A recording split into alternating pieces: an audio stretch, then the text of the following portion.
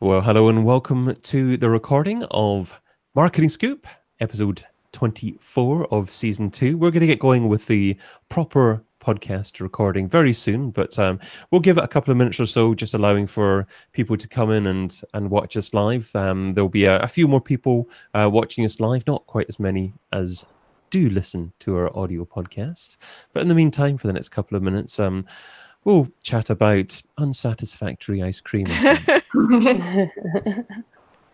Yes, I was very disappointed by my ice cream for lunch. It was one of those moments when it was a Friday. It was lunch on a Friday. It was ice cream for lunch on a Friday. We're building up. We're building the anticipation. Protein ice cream? Pardon? Was it at least protein ice cream? Sadly, no. It was plain old British clotted cream ice cream. Oh. But the kind that, you go to the seashore and you're always looking forward to, and you're like, what kind of ice cream do you want? Clotted cream, because, we're in Cornwall, and Cornwall's known for clotted cream, and it was clotted cream ice cream, and I had it, and it was mine, and I had a bowl, and I took a spoonful, and it wasn't really what it was cracked up to be. So, yeah. How many, we were talking about desserts beforehand. Have you ever been really disappointed by a dessert? No. Any particular Anyone individual? Of you? So I have, yeah, definitely. More so when I thought that it was going to be something that it wasn't, like when you grab a chocolate chip cookie and then it turns out that it's raisin. Definite disappointment. This is why I have trust issues. Raisins. Exactly. So we're going to get going with the proper recording of the podcast episode 24 of Marketing Scoop just in a second. We're just allowing a few more people to join us, watch us live. If you're watching us live at the moment, don't flee away. We are going to be talking about a customer-centric approach to paid advertising today. So it's a great topic we're going to be talking about. We've got a couple of great guests. We'll introduce them properly to you just in a second. But first of all, I just want to say, this is Marketing Scoop that we're recording just now, which is an audio podcast that happens to be recorded live on video on YouTube, on SEMrush's YouTube channel. You can go to semrush.com/podcast to subscribe to the audio podcast if you're not already, and hopefully you will be. There are loads of people subscribing and listening to the audio podcast that don't get this incredible bonus material at the beginning of each episode.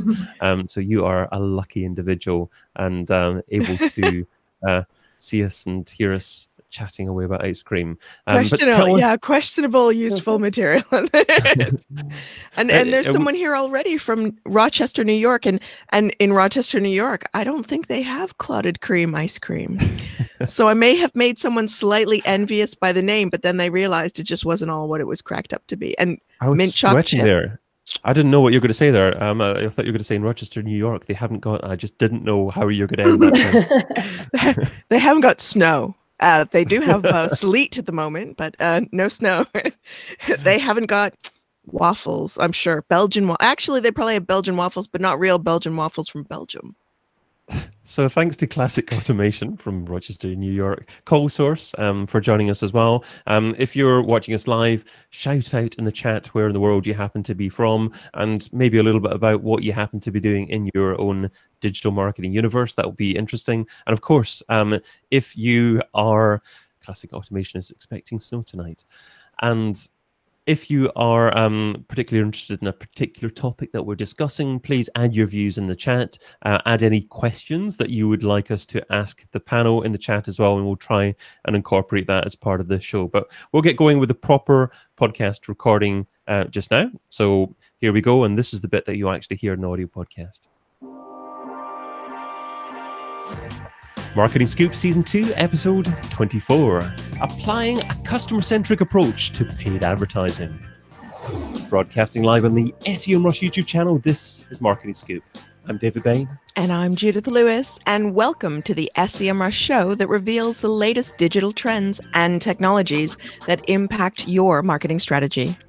Together with industry experts, we delve into SEO advertising and content marketing to uncover the ultimate recipe for digital marketing success. Let's get straight on to meeting today's guests. First up, a results-driven marketing consultant who's also an SMX speaker, and a search engine land writer. She's the founder of Cultivative Marketing. Welcome to The Scoop, Amy Bishop. Hi, thanks for having me. Thanks so much for coming on, Amy. Lovely to have you. And next up, a lady with a passion for innovation, fueled by data analysis and customer engagement. She's a digital marketer, an international speaker, and the services innovation strategist at WordStream. Welcome, Navah Hopkins. Pleasure to be here. Thank you so much for having me. Thank you so much for joining us, and especially today. So, Navah, I wanted to start off with you today. From your perspective, how does customer centricity and paid search, how do they work hand in hand together? So there's a number of ways. From a technical standpoint, the rise of audiences taking the place, in some cases, of certain keywords and in technical implementations. But I want to actually begin with a far more simpler idea. When we think about the keywords we choose, the queries that we go after, a lot of folks will be tempted to apply the same ideas, the same semantics, the same languages across their entire markets. Yet by taking that step to think about how different personas, different parts of the market search, what they'll react to, you can elevate your ROI instead of throwing money at the problem, but just by applying customer empathy and common sense to the problem. So understanding. So specifically, say, for example, you know that Google is going to put your money, if you do no additional targets in California, Texas, Florida, and New York, if you're targeting the US, you may decide that you want to apply a bid adjustment to direct your budget towards a specific group and actually honor the fact that folks refer to soda and pop in different ways if you sell soda, or that certain folks may be predisposed to search for lawyer versus attorney and actually put that in the ads, put that on the landing page. So it's those little subtle choices that you make that take a good account to a great account, and then following through on that messaging, following through on that promise. So Navah, do you get that data from your own system, your own CRM system, or do you primarily get that data from the paid advertising tool that happens to be used? So really simple way to do this, look at your search terms report. I mean, at WordStream, we have our version, the query stream, that will automatically pull up the search result page that corresponds to the query. So you can do that analysis real time. But for those of you that are just looking for some free, easy, check it out. Go to your search terms report, look at those queries, segment by location. You can then see the locations that correspond to those different queries, and then make those intelligent choices to swap out certain terms. You also can begin to see the auction prices by different locations. So you can make those judgments. Will a certain persona be worth more or less than another? And then you can layer in those adjustments to direct budget one way or another. Wonderful. Amy, what are your thoughts on how customer centricity weaves together with paid advertising? Good question. So I would say starting with personas and really understanding your audience and what they care about is really important. So looking for things like what in-market audiences do they fall into? And you can look at this by looking at your audience insights report, also by looking at Google Analytics to see of your converters, which audiences, which third-party audiences are they falling into? So you can get a sense of the things that they care about there. Also, if you're using social at all, looking at your audience insights in social gives you a good sense of things that people are interested in, other pages that they like, a lot of good themes to give you a sense for kind of developing out your personas if you don't already have them. I wouldn't say that that is a replacement for personas, but if you don't have personas, then kind of building out profiles can help. And then understanding based upon each of those different personas, what kinds of things are priorities for them? What information are they looking for?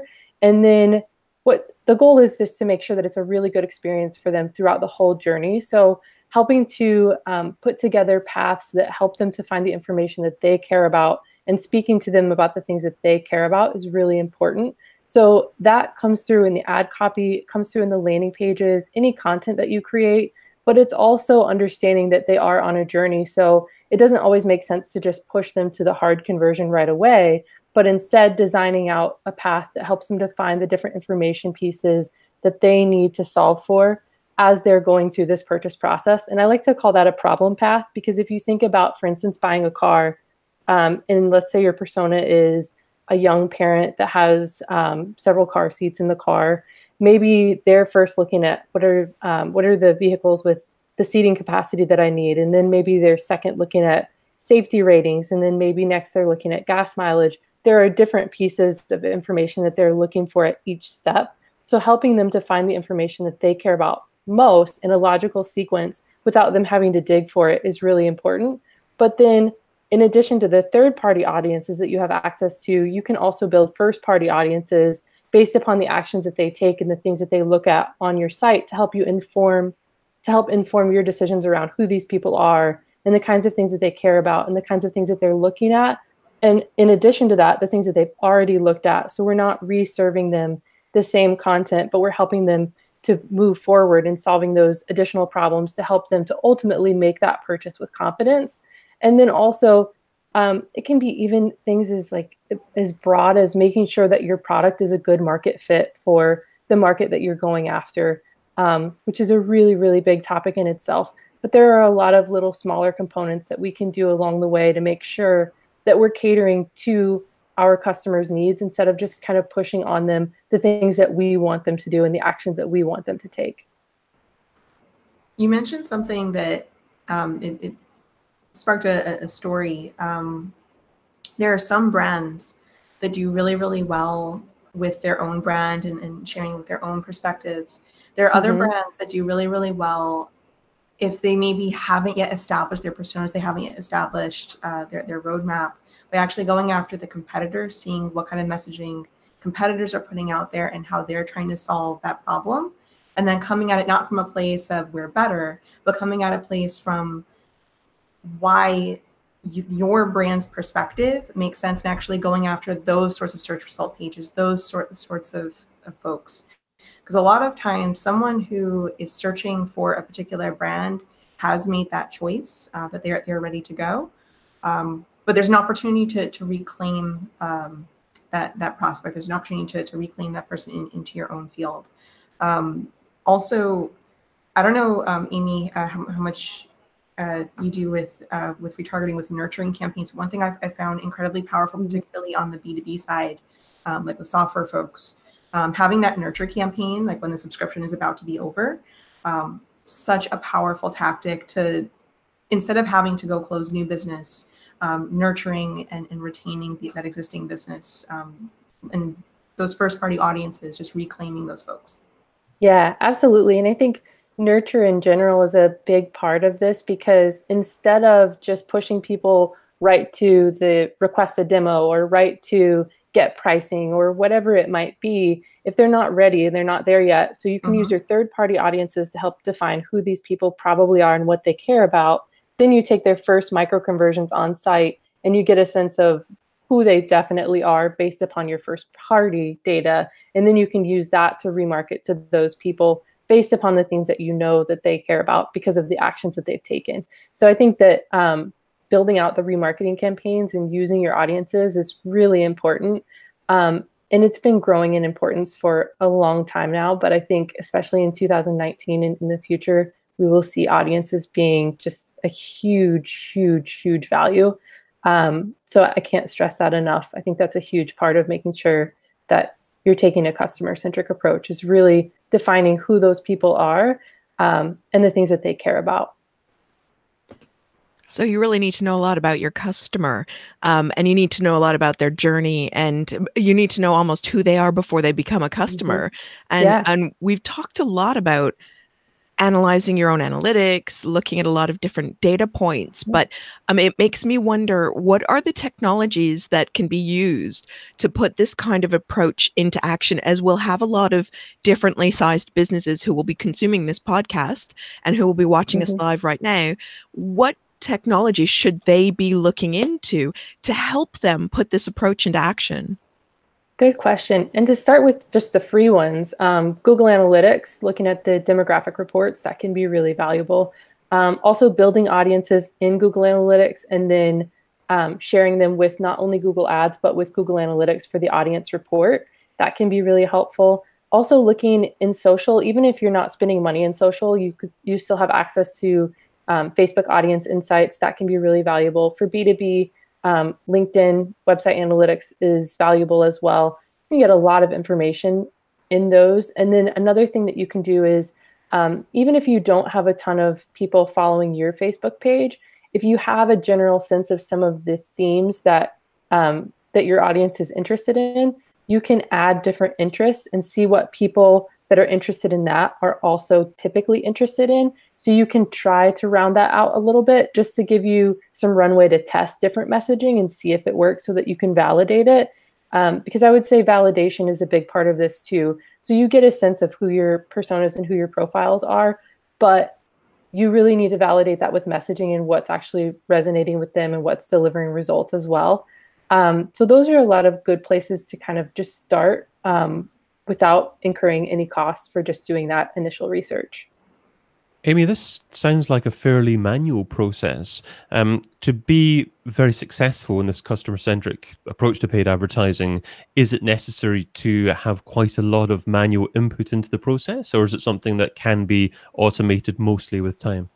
That's a good question. And I would say up front, there's some manual, it's a fairly manual process just to define who those personas are. I also use a questionnaire with any clients to help them. A lot of times people that are talking with current customers, so like customer service, sales, they have a good sense of who they talk to most frequently. Their responses shouldn't dictate everything, but it can give some insight into their perspective. So I have a worksheet that I use to ask those questions. Things like where does this person get their information? What is considered a success for them? There are different questions if it's B2B or B2C.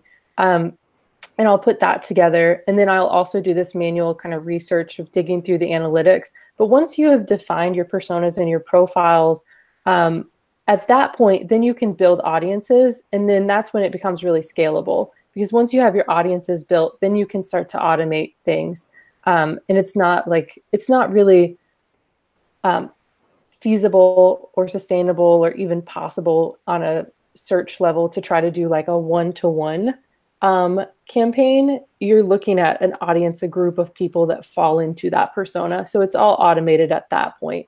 But as much as you can customize, and even doing things like customizing ad copy based upon the audience that they're in, or even if you sell men's things and women's things, knowing that a particular gender is searching can help. So like if I'm searching for, let's say I'm searching for tennis shoes, tennis shoes, I was going to say tennis shoes.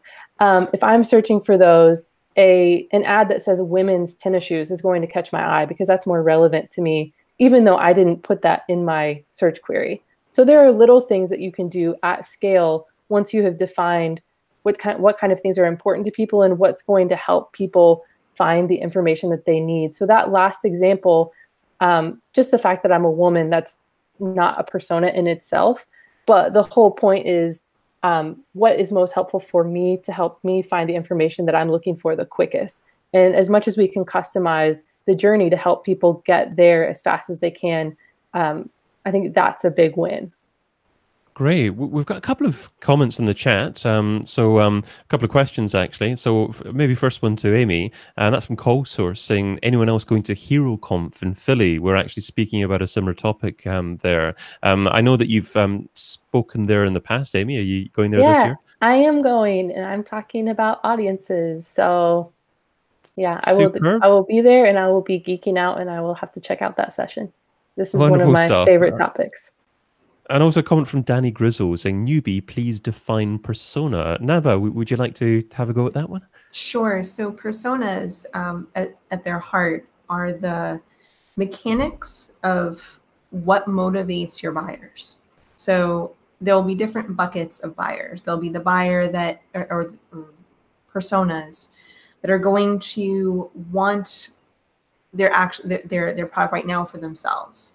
There'll be other personas that maybe are the ultimate decision maker, but they're not going to be the one taking action on your product or using your product or service.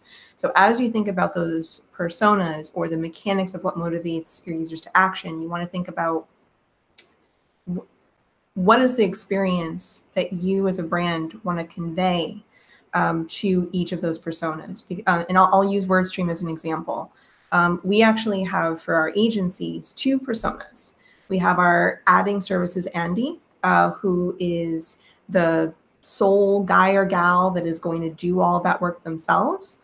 And then we have the Scale My Team Scarlett, who doesn't actually do the work themselves and may not even talk to us again after they've made the purchase. They are instead securing WordStream for their team.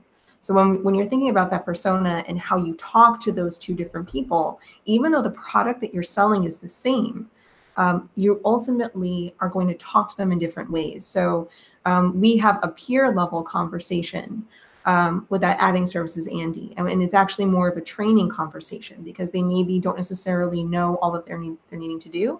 With that Scale My Team Scarlett, it's a little bit more of having a conversation with your boss or with a C-level executive where it's giving them the tool and selling them to invest in their team. One quick thing about genders, I'm actually, since we're talking about it, Facebook rolling back genders and rolling back demographics. I'm actually very excited about this because what I anticipated doing is making us actually work at those personas and the audiences and thinking about people and not in very formulaic terms, but actually in dynamic, ever-changing, and we as brands is how we adapt terms. I'm curious what everyone else thinks. Yeah, I think it will be really interesting, and I think in most cases, gender was probably a bad example because in most cases that's not going to play as big of a role in terms of like, if you're looking for a certain pair of shoes, maybe that makes sense. But even still, there are people that have preferences. Like, in high school, I honestly didn't like a lot of the girly shoes. So I a lot of times would buy guy shoes and I knew my size in both pairs. So that's not always as good of an example, but yeah, I agree with your point that I think it will make us think about things through an even deeper lens. And sorry, go ahead.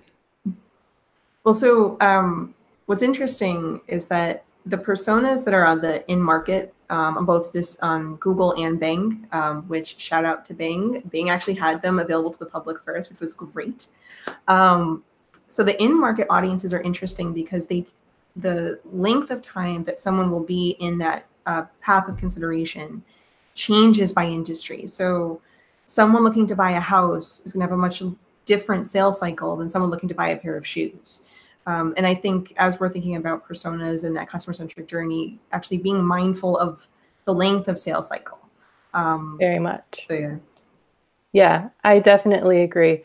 And so understanding exactly what that journey looks like and how many different touch points that there really are is really important too. And not trying to make a 10-step journey into a 2-step journey. Because what you'll find is that, and I've seen this before, where people are really engaged with your content. So it looks like traffic quality is good, but they're not converting. It's because they're not ready yet. So trying to find different ways to get them the right information and actually even like spreading out that path can actually make cost per acquisition go down because you're improving the conversion rates and you're not just hitting them with the same touches over and over and over again. Because I think we've all seen the cases where that final remarketing campaign, they haven't taken that last action. So that remarketing campaign wants to just keep going after them over and over and over, but it's not going to convert them because it's not giving them what they need. Mm-hmm. It's a perfect example. I've been repeatedly hit with mattress adverts, and once you've bought a mattress, you're pretty good for a little while. Yeah, you don't really Hopefully need to 5-10 years. Yeah. Well, And you being hope. hit with a mattress is pretty painful as well. It is. It lasts for a while. You have the bump for a while. But it's really interesting talking about the removal of gender. And I think one of the things that I'm hoping that we've already spoken about is that understanding the customer journey, but also understanding the language that they're using. Like you were saying, Navah, I think it was with soda and pop and how it's referred to, and attorney and lawyer and how that's referred to. And I've done research where we were selling a, I won't say the brand name, but an muscle stimulator.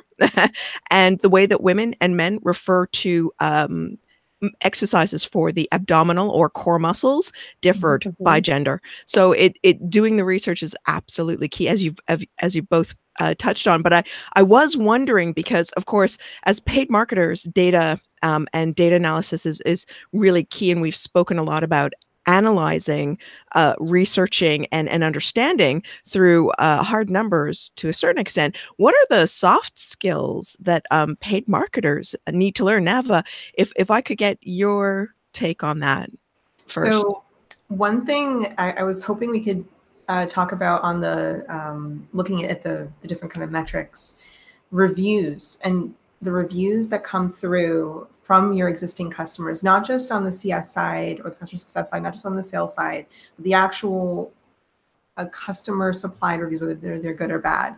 Because what will actually come out of that are insights into okay, what kind of objections do I have to overcome?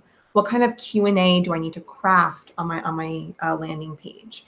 The other thing that's really important to be mindful of, and this is something that I think a lot of folks forget, is that behind every purchase is a human being with very real needs and wants, who is subject to just as many joyful moments that will make them a pleasure to deal with, and they'll be super excited because everything's on a high, as much as there's lows. And someone could be in exactly the right buying mindset or exactly the wrong buying mindset simply because of what is going on. So I think we as marketers, we're very good at being pragmatic. We're very good at laying out processes.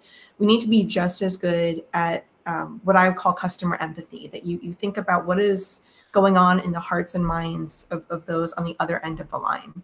And as simple just logging, like if you hear and you're on a sales call, or if you're doing some feedback that like, oh, my wife is pregnant, or my husband just lost his job, or there was a death in the family, or like little things that you can then remember and have those conversations if you're on the sales side.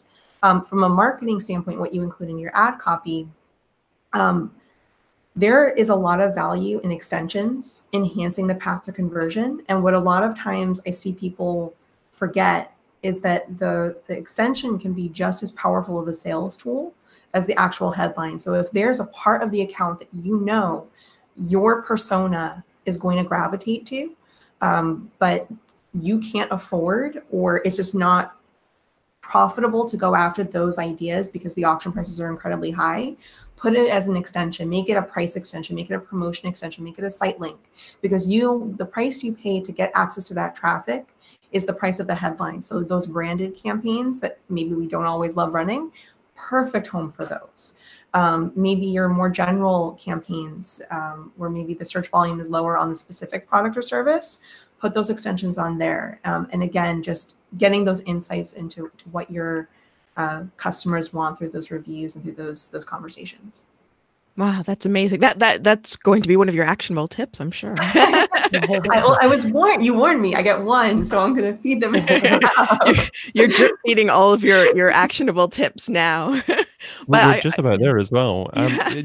Just before can we get to that, I'd like to get one more question in, and that relates to ROI. So if you're a business that perhaps just has one persona, perhaps just one core service or one core product, how much value is there in really defining perhaps additional personas, or being more targeted with your marketing versus doing other marketing activities? Is that kind of business likely to see significant ROI by spending a lot of time dissecting their advertising and make it a lot more tailored for different audiences? Amy, what are your thoughts on that? I would say yes, definitely, because even if you think you only have one persona, there's a good chance that you have multiple. Because it could be that, let's say your one persona is let's say they're a CEO or an agency owner. But then if you break those down into markets and you find that, let's say there's a market of agencies that are 1 to 10 people, and then there's 10 to 30 people, and then there's 30 to 50 people. Each of the CEOs in those markets is going to be a little bit different in the things that they're looking at, the things they're worried about, the things they care about, the things they're trying to solve for. And then in addition to that, a lot of times we have, we've talked about this a little bit, a lot of times we also have key decision makers or key influencers that are helping the decision makers to make their decisions. So I would say it's still worth it. You may, at the end of the day, find that you really only have one persona. That's pretty uncommon, but likely what you will find is that there are little nuances that would allow you to actually segment that a little bit further. So I think it's still really worth it. And even if there's only one, it's still really important to understand that whole journey of what they're going through. So I think it's still really valuable to go through this process. I was going to call shenanigans that there is one persona, because I don't believe there is one persona. I completely agree with you, Amy. And there's value in creating the personas, even if there truly is only, which again, I don't believe is true, one, that you'd want to sales qualify or SQL the persona, because there are some folks that could be tangential to your business, but they're not quite right. And Amy, you mentioned it before about the fit. So it's worth it to create the personas just so that you know who is worth doing business with. Because at the end of the day, you want to have long-term customers. You want to have people that return and buy again. You don't want to have someone that you kind of coerced into the sale. Then they have a bad experience and they tell all of their friends and colleagues that they had a bad experience. Make sure that you make the personas not just in terms of who you want to sell to, but also who you don't want to sell to, who's not quite right. That's a great point. Yeah. Well, that just about takes us to the end of episode 24 of season 2. Just time for an actionable tip from each of our guests related to, or not necessarily related to, what we've been discussing so far. So let's go with Amy first. Amy, what is your actionable tip? All right. My actionable tip is going to be going through your data and putting together some profiles, and then putting together some messaging, at least in your ad copy, your landing pages, if you can, to validate that data, do some testing to see what seems to resonate best. Superb stuff. Well, you can find Amy over at cultivativemarketing.com. Next up, it's Navah. Navah, what is your actionable tip? So my actionable tip is SERP analysis, search result page analysis. You want to review through the search terms report or through the many other tools that are out there to review those queries. What are the sorts of search result pages that happen based off of different ways of searching? And what are the odds of profitability for each of those different ways of searching? Because at the end of the day, you are not going to be the solution for everyone. You're going to be the best solution for your people. And it's really important to know who they are, how they search, why they search, when they search. So by doing that analysis, you'll have a much easier time investing that budget, crafting those ads, and ultimately making your paid endeavors have a positive ROI. That's fantastic. That's a great tip. And you can find Navah over at wordstream.com. And I've been Judith Lewis, your co-host, and you can find me over at a non-existent domain called IPromiseIWillNeverSpamAgain.com, because David thinks I'm too much of a spammer, but I am. The text. I don't know what happened there. I am at decabit.com. So if you want to see the truth about me, it's there. I've been David Bain, your other co-host. You can also find me over at digitalmarketingradio.com.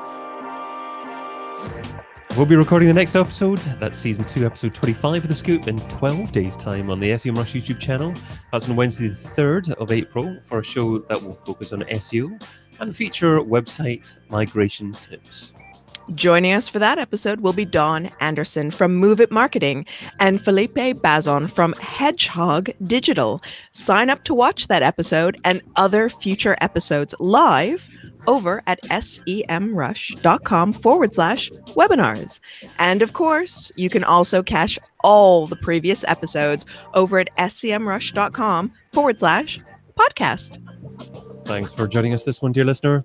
Until next time, be fantabulous and do one thing that scares you. Adios.